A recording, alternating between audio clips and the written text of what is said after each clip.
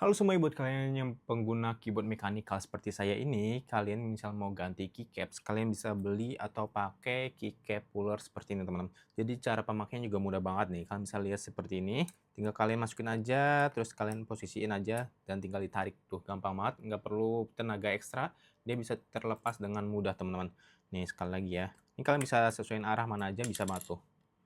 Nggak perlu effort atau nggak perlu tenaga lebih teman. Jadi ketika kalian mau lepas keycaps ini dan kalian pasang dengan keycaps yang baru itu mudah banget teman-teman.